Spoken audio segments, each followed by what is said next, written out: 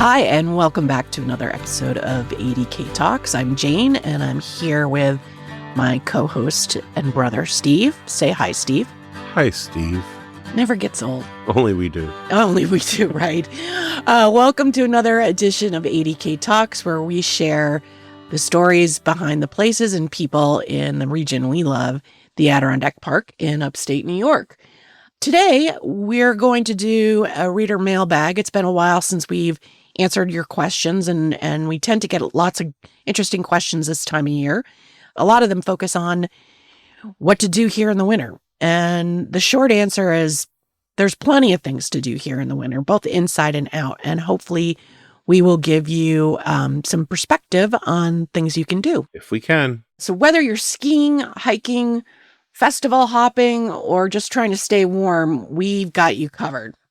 So, Steve, this episode is coming out on President's Day. A lot of people are going to be up here. It's a very popular time to be in the Adirondacks. So, Matt, our Brooklyn hipster, asks, where should we ski President's Week? That's a great question. There's a lot of places to ski in the Adirondacks. Whiteface and Gore probably being the two largest and most well-known spots. Whiteface has the greatest vertical drop east of the Rockies. It was also the site of the 1932 Winter Olympics. And it's got a variety of terrain, but it's really great for advanced skiers, wouldn't you say? Absolutely. I had skied there many times in college and enjoyed it. Other than it's probably the most challenging mountain I've skied in the east, next to Mad River, equal to Mad River Glen. It's particularly the top. The very top where when I was in college, they still had the chairlift from the 80 Olympics, and it was a single chair, just one person at a time, rickety old thing. Probably was from 32 still. And it took you almost to the top of the downhill run, which, as I recall, and I'm sure someone will correct me if I'm wrong, the Olympic downhillers actually had to walk further up the mountain in their boots. Wow. To get to the starting gate. But it was rarely open unless there was a lot of snow. It was so steep. It was so much fun to ski when it was open. But it's the whole mountain is it's a blast if your edges are sharp. Right. And for those of you who might not be familiar with the map of the Adirondacks, Whiteface is in Wilmington, New York, which is just outside of Lake Placid. A little further south is Gore Mountain in North Creek. Gore has the most terrain in New York State, has been ranked frequently in ski magazines' readers' poll for best places to ski in the East. It's a really great family-friendly mountain that also has challenging terrain. Yeah, they upgraded significantly in the past 20 years as far as more challenging terrain. I think, though, one of the nice things about the Adirondacks is there are still some smaller independent places that operate. Listener, you may recall our interview with Snow Ridge, which is in Turin, New York on the Tug Hill Plateau, and they get, hundreds of inches of snow every year. And it's a great place if you want to avoid the crowds and really ski in some great conditions. They benefit greatly from the lake effect. And I was on their site earlier today, and they've got almost a foot of snow on Monday. So they're living. I think they've had 168 inches of snow so far this year. In the central Adirondacks, outside of Speculator, is Oak Mountain, another great family resort. Way up north near Malone is Titus, home of the Ski Banna, which I always like to say. Another great place. So there's really a variety of places. We'll put this link in the show notes. We did a ski season outlook late last year in 2025 and talked about the different places to ski in the Adirondacks. So definitely take a look at that. Yeah. And perusing the various snowfall, the accumulation, Gore's had 22 inches in the last 7 days. Yeah. I'm surprised the base was only 10 to 4. We did have that rainy stretch. Yeah. But with the snow, particularly the type of snow, and again, people will say, what do you mean the type of snow? Snow comes in a multiple varieties, but this was the kind of snow that will pack very well into forming a base. It's not going to be icy. It's not going to be too fluffy. It's a good packed powder base that will last as long as we don't have a warming stretch, which it certainly doesn't look like we're going to. Yeah. They'll be skiing until April. Yeah. I would assume. That's another great thing to point out. As long as the weather stays cold, it's not unusual to ski into sometimes late April. And as you just said, in the great winter blizzard that socked the East Coast, actually huge parts of the country, we really benefited by getting a ton of snow. It's stayed cold, which means they can make snow. Continue to make snow, yeah. I think it's going to be one of the best President's Weeks ever in the Adirondacks for skiing. And St. Patrick's Day. And St. Patrick's Day, you're right. St. Patrick's Day is a great day to ski. What was that place in Western Mass, Brody, where they dyed the snow green and they had green beer? Yeah, they had green beer, and I think they did one trail. It's not quite like the Chicago River in Chicago where they dye it. But yeah, they used to do, I think they only did that a couple times because I'm not sure it worked well with the snow guns. Exactly. That place in the late 70s and mid 80s on St. Patrick's Day was just wild. Okay, but that was a fun. We are the ADK Talks podcast and not the Western Mass podcast. So that's true. Let's keep it moving. Emily from Boston, hi Emily, wrote in and asked, "Is the Lake Placid Toboggan Chute worth it?" Oh yeah. Yes. In fact, we just wrote about it. The Lake Placid Toboggan Chute, if you're not aware, I think it's like 30 feet high. It is like a giant slide that you ride down on a toboggan. They supply the toboggans. I don't think you can bring your own. And it shoots you out onto Mirror Lake, which I think is important. The Lake Placid Toboggan Chute is in Lake Placid, but it's on Mirror Lake. So don't go to Lake Placid. In the village of Lake Placid. In the village of Lake Placid, yeah. And it's a really, really cool and fun thing to do. There's a bunch of videos on YouTube that show it. Yeah. It's scary. I probably have done it once and probably won't do it again. And it is one of those things that does, especially during President's Week and on the weekends, gets a lot of visitors. Mm-hmm. And you can go up and down it as many times as you like, but you may be waiting 20 minutes between each ride. Yeah. What do you think? Go early morning is probably, the first thing in the morning is probably your best bet. Yeah, it gets crowded late afternoon and in the evening. It's really cool in the evening. It's all lit up. So even just to watch people go down it, and you can be the other side of Mirror Lake and you can hear people laughing and screaming. Yeah. It's really cool. It's not a destination, but if you find yourself in Lake Placid, or if you ski, it's one of those things. If you're skiing at Whiteface and there's a ton of snow and you tire yourself out, don't eat lunch. Wait until finish your day up at 2 or 3. Go into the village, and that's one of the things you could do to finish off your day. If you don't have to spend the whole day on the slopes, but if you'd like to, you can. Okay. Rachel from Albany wrote in and asking about hiking in the winter. And this probably came in before our episode with Sarnak, the search and rescue of the Northern Adirondacks, came out, that talks just about this topic and how wonderful hiking in the winter can be, how breathtaking and special it is. You need to make sure you are prepared, because winter can really magnify small mistakes. So, Rachel, I highly recommend that you listen to that episode. There's some really great advice from Jeff and Elena from Sarnak. It's their second appearance on our podcast. They have great stories to tell of what not to do, but also what you can enjoy and expect when you hike in the winter. Yeah. What do you think people underestimate the most when it comes to winter hiking, Steve? Oh, hydration, especially for newer hikers. I mean, I have to admit, it's been a few years since I've taken a serious winter hike. I'm kind of fond of keeping my toes warm. A lot of frostbite as a kid skiing with just a baseball cap and not a knit cap.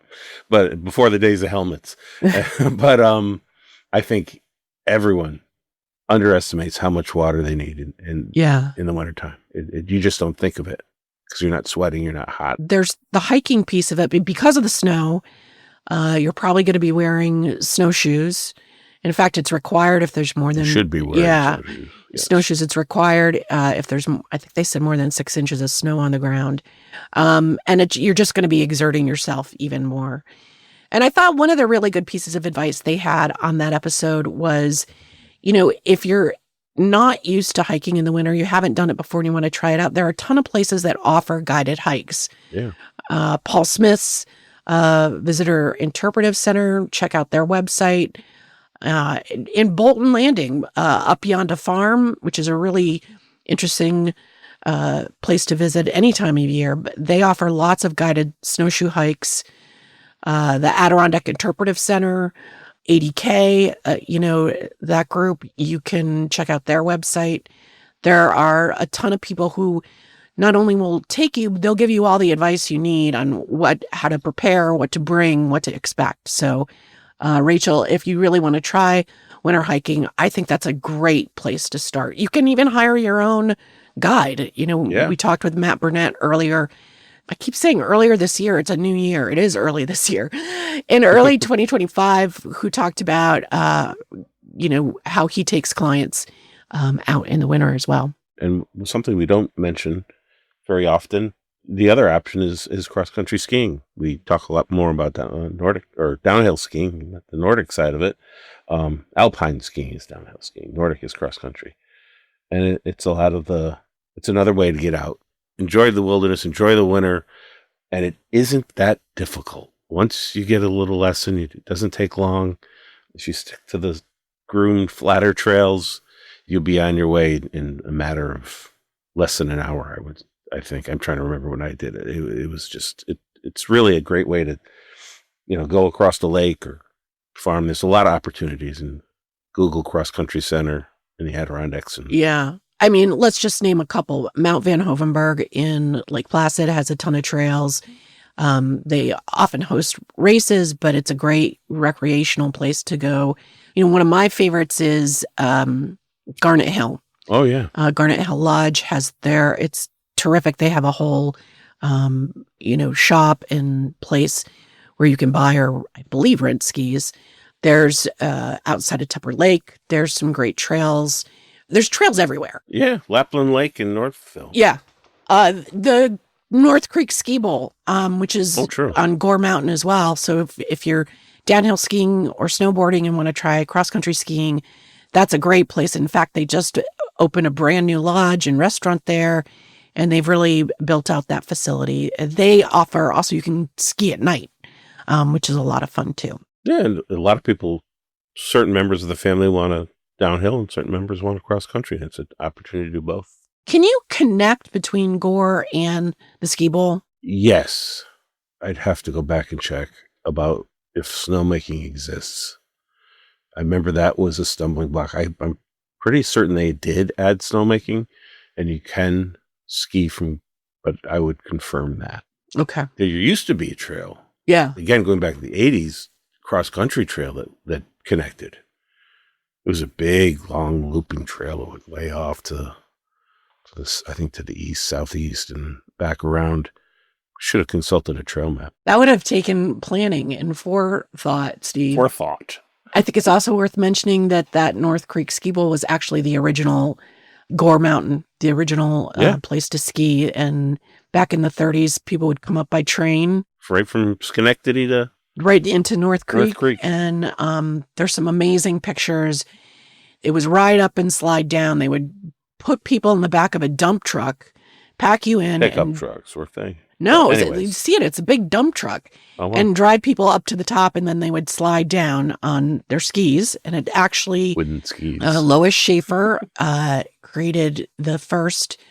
this is somewhat debatable, but I tend to believe it. Really created the first organized ski patrol and protocols for dealing with injuries on the mountain. And we have a whole story about that. They had, I think it was their 100th anniversary in 2024 or 2025. I'm getting my years mixed up.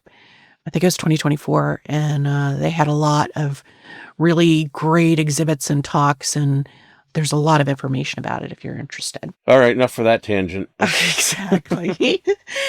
Oh, our next question comes from Gina in Hudson Falls. First, we have to give a big shout out to Gina. Yay, Gina. She's been a great supporter of ADK Talks. At the end of last year, she wrote us to tell us that she had adopted 2 loons through the Adirondack Center for Loon Conservation, one of our favorite organizations. They've been on the podcast a couple of times. And she named them Steve and Jane. How cool is that? I got me a loon named after me. Exactly. And just to be clear, listener, she did not adopt the loons and bring them back to her house. She's just like... Right. These are pets. This is like when you get a star or you buy a goat through a heifer. Yeah, exactly. Yeah. But she sponsored these loons and named them Steve and Jane. And I just think that's so cool. We love it.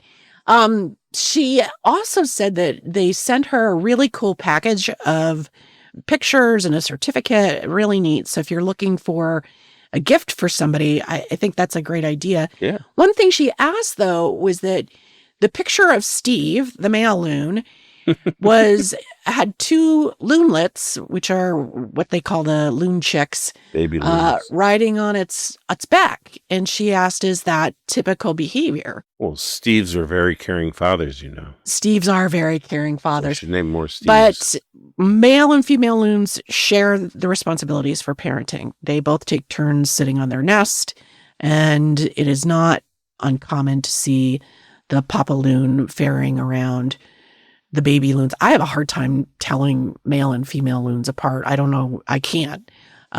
So I can't either. I think that's one really nice thing about loons is that kind of shared responsibility for parenting.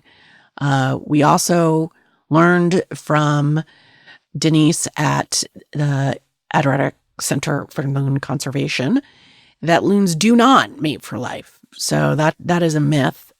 So we want to dispel that, but they often mate for a long time, keep the same mate for many years. So one last thing I do want to mention, if you love loons, the ACLC is doing a series of loon Zooms this winter into the spring. So no matter where you are, you can tune in and watch these really interesting talks about loons, maybe even get some of your questions answered. And also, it's a great way to support the great work that they're doing at the Loon Center, which is you can visit as well. It's in Saranac Lake. They should have a theme song, be it "Come on and zoom, zoom, zoom, oh, loon." Now you're really dating yourself, Stephen. I don't know if our listeners are going to be are old enough to remember that. One of them is. One of them is. Well, I hope we get a letter on that. Gina also asked us about, after she listened to the winter hiking episode, she asked about going hiking across lakes in the winter, which is a really great thing to do. As you mentioned, Steve, you can cross-country ski. And she asked, do you need any special gear for that? We checked in with our friends at Saranac. They definitely recommend snowshoes on a lake, especially given how much snow we've had recently. You're going to be very exposed on a lake. So you want to make sure that you have the right kind of, really puffy jacket, windproof, well insulated hat, gloves, everything. You might even think about a face mask, because on a cold, windy day, it can be wicked out on the lake. And Gina mentioned she was going to bring her dog with her. Definitely, depending on the breed, if you've got a husky, I think you're not going to have any problems.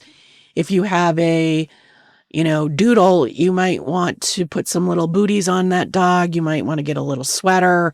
I would definitely use caution there because dogs can get cold fast too. And a leash. And a leash, yes. No matter where you have your dog. There's a lot of open territory. Exactly. You've got a dog that likes to run. It takes a lot more effort for a dog to go through the snow because of their shorter legs, and they may tire out before you do.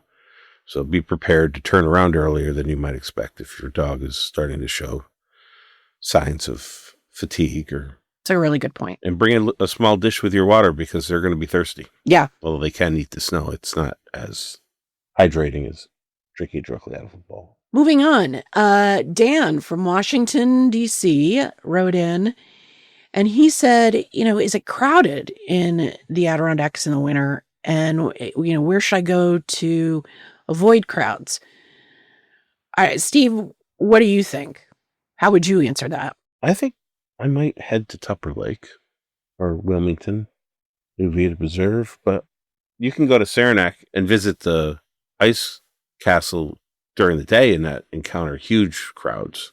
At night, it's going to be a lot more busy. Steve's talking about the Winter Carnival, which actually will have passed by the time this comes out. That's true. Well, the ice castle will still be there. Yeah, this is true too.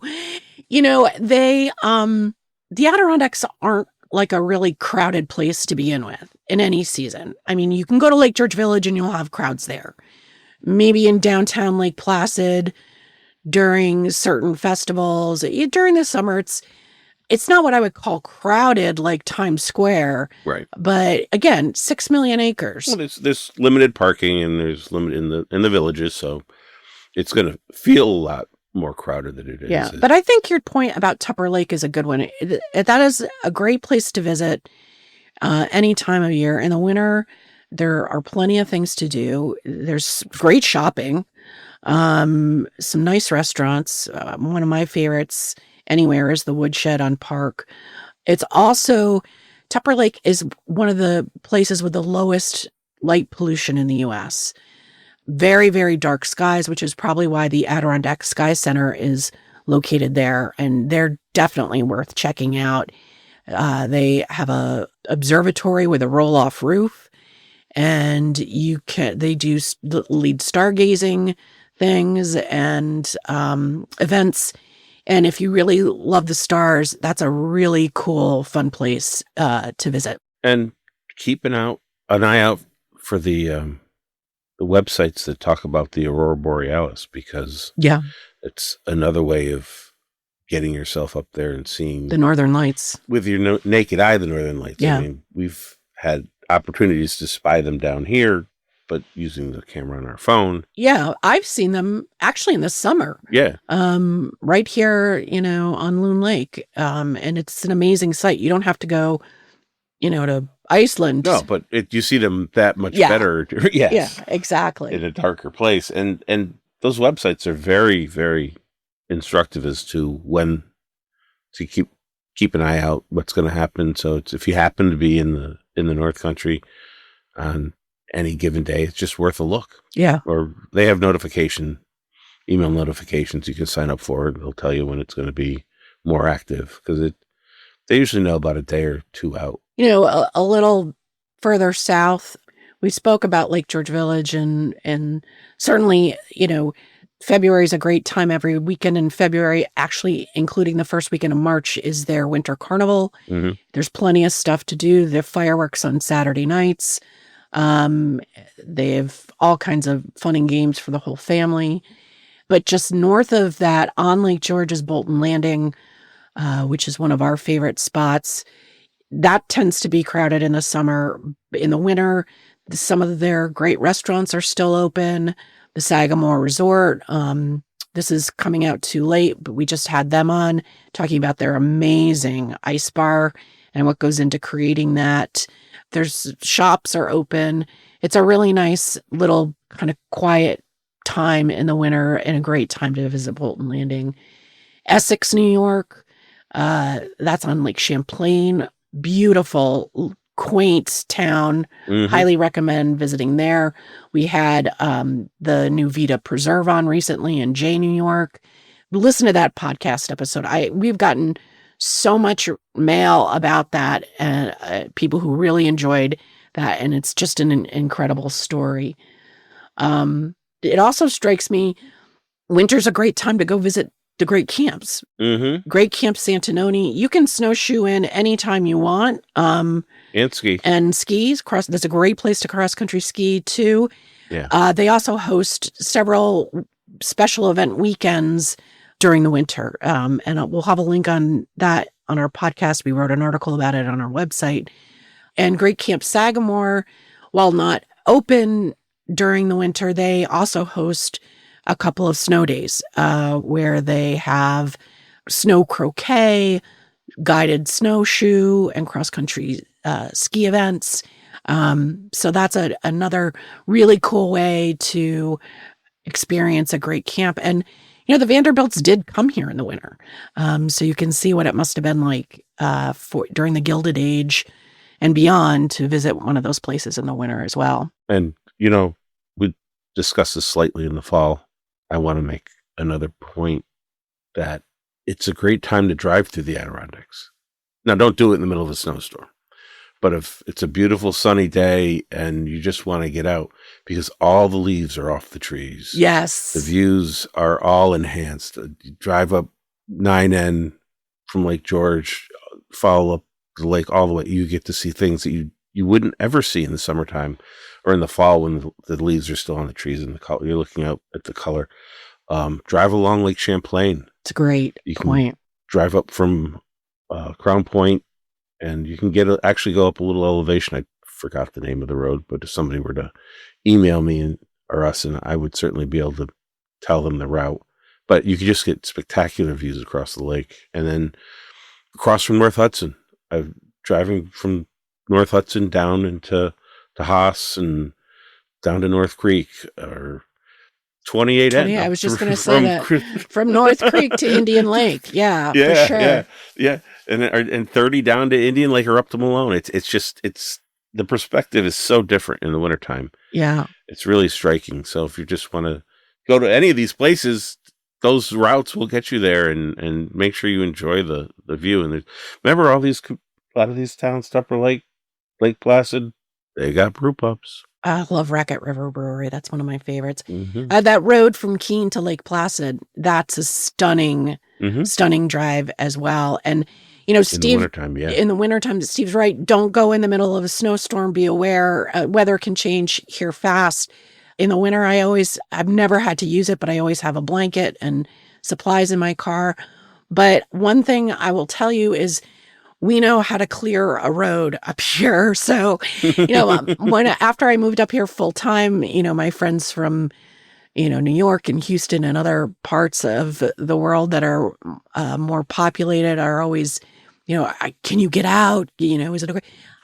If I can get out of our little, neighborhood, the roads are usually like perfectly bare. So that is driving up here in the winter. If you're smart, is not a big hassle. Yeah, I've always said that not just the Northway, but all the state highways and the local roads. I mean, the guys that are doing the plowing are the guys that they live here. Right. Their families are driving, and it seems like they're so much better taken care of. And there's a lot less traffic. It's a lot easier. Nobody's parking on the edges of the road, so they've got a little bit easier job in that respect. But they deserve a lot of credit. They take good care of the roads. Well, we're getting toward the end of this episode. We talked about things like the Saranac Lake Winter Carnival having passed already, or the Sagamore Ice Bar, but there's plenty of stuff still to come. We talked about the Lake George Winter Carnival. Speaking of Tupper Lake has a really cool event called the Tupper Lake BrewSki, which is a sort of, I don't want to call it a pub crawl on skis, but basically it's in one of the trail areas just outside of Tupper Lake. Different breweries come. I think there's like 20 different breweries. You pay your ticket and you can cross-country ski from one little brew place to the next. They've got great bonfires. It's during the day. It's a great event for families. A lot of families do it. I've seen small kids there. We'll have a link in the show notes for this. But again, the Tupper Lake BrewSki, it tends to sell out. So if that sounds like something you're interested in, take a look at that. Indian Lake's Snowcade, which is sort of their week-long winter festival, is happening in Inlet, New York. The Frozen Fire and Lights event right near us on the 21st is the Crazy Downhill Derby in Chestertown. A lot of these winter carnivals have cardboard sled events, races. And they are a blast to watch. And Chestertown's is one of the best, right just off the Northway on our little Dynamite Hill. That's a really fun thing. It's super creative. It's really cool to see the things that people come up with. Pirate ships, or saw somebody with a hamburger. That's really cool too. The Adirondack Brewery in Lake George Village hosts a barrel fest in March, which is pretty cool too. It's a kind of a nice, they in January have their Funky Ice Fest, which is very cool, but this is sort of like a great, later winter activity to do. And then I would also mention Mount Van Hovenberg is doing, for the full moons in February and March, and maybe even April, they have a nighttime full moon ski and snowshoe parties. So that's a really cool and special event. Steve, did I miss anything? Anything else we want to make sure we mention? What's that? You did miss something. We missed something. It just occurred to me. We've given no information about snowmobiling. Well, it's probably because we don't snowmobile. Not that we have nothing against snowmobiling. It's a huge thing up here. And people, the trails, you obey the rules and the laws. And as I recall, you have to have a permit to operate on them. And it's the snowmobile clubs police that. And they groom the trails. But whether you're coming from Buffalo, Rochester, and Syracuse, the Tug Hill's got a huge network of trails. And so does Warren County, Indian Lake. Yeah, Indian Lake's very popular with snowmobilers. Yep. And I would also mention, since we were talking about driving around, please be on the lookout for snowmobiles. The trails will cross over roads. Usually it's posted with signs, but it's not unusual to see snowmobilers, riding along adjacent to a road and then eventually crossing over. So like we tell you to keep your eyes peeled for people on motorcycles, you also want to keep an eye peeled for the snowmobilers. And you'll recognize immediately the groups that somebody knows what they're doing. Whoever's in the lead will stop at where the trail crosses the road and will wave across those following when it's clear, and then follow after them. Yeah. They're very respectful, or the vast majority are. So it's a great wintertime activity in the beautiful North Country. Hey, we also didn't talk about is ice fishing. Mm-hmm. So that's another very popular thing, and especially with we really need to plan better. Well, we also want to respect our listeners' time. So maybe we'll have to do another segment. Yeah, we'll have to do a segment on ice fishing, although we did talk about that with Matt Burnett, the Adirondack guide, a little bit about that too. But ice fishing is very big this winter. It's big every winter, but this winter, especially because it's been so cold, So cold. You drive by Scroon Lake and you see people out there in their huts. You see them on our little lake too. So. Oh, yeah. And that's another thing. When it's this cold, it's been this cold, especially in January and February and early March, take the opportunity to walk out onto a lake at night when you know it's solid and just listen to the silence and listen to the sounds of the ice. Yeah, well, I was going to say, sometimes it's not so silent. You can hear the ice creaking. Popping. I've been out. It sounds like whale calls. I've been out and it sounds like dynamite going off. It's so loud. That's awesome. Especially on the night of a full moon because it's so bright. Yeah, it's so bright. It's amazing. If you got a cloudless night and there's a full moon, you'd think, man, somebody's turned a huge light on. Because you don't even need a flashlight. What's that from A Visit from St. Nick? The light of the moon on the new fallen snow. Gave the luster of midday to objects below. That's it.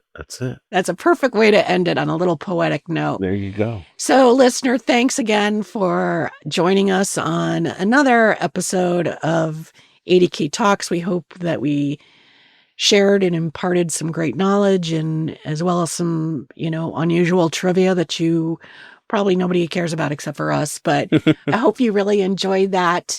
Please keep sending us your questions. We love them. And your comments. We've got a couple comments that we're going to be addressing in the next episode of Mailbag. They came in a little bit late, and we think they're legitimate, and we're looking forward to other people have to say. We'll do this again. Yeah, 100%. Yeah, it's fun. It's easy for us. It makes it a lot easier for us.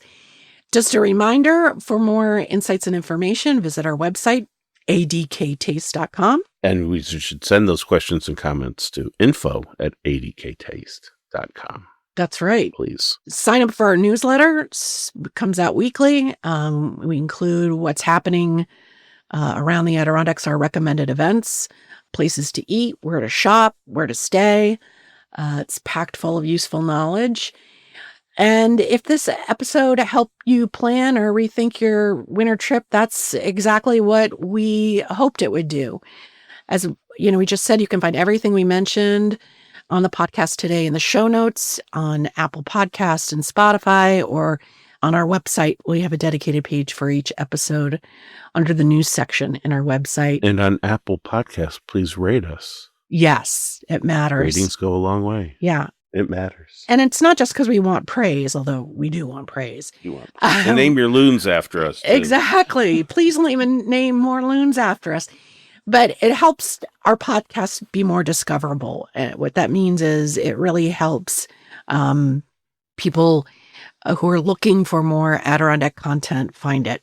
The good old algorithm, as it were, works better for us. So thanks for spending time, and we look forward to... Thank you, Gina. Thank you, Gina. We appreciate, and all you listening in Frankfurt. Exactly. All right, we got to end this, Steve. Take care, and until next time, we'll see you on the podcast. Bye-bye. Bye-bye.